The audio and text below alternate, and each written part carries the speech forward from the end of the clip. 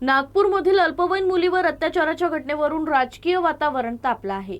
याच पार्श्वभूमीवर शिवसेनेच्या नेत्या नीलम गोरे नागपूर दौऱ्यावर येत आहेत।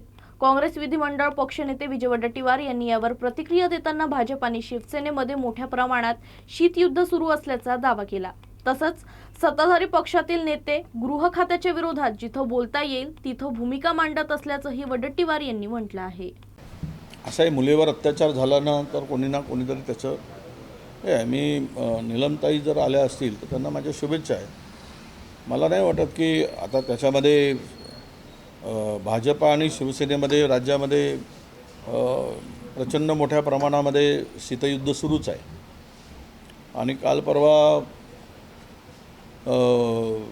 अब्दुल सत्तारांनी जे भाष्य केलं की आता आमची मुंडकीच छाटली भाजपनी, यावरून त्यांना जिथे जिथे सरकारच्या गृह खात्याच्या विरुद्ध मायलेज घेता येईल तिथे तिथे त्या पोहोचलंही पाहिजेत, कारण सत्ताधारीमधून कोणीतरी बोलतो आहे, पण त्यामध्ये भूमिका त्यांची ती प्रामाणिक आहे असं मी समजतो।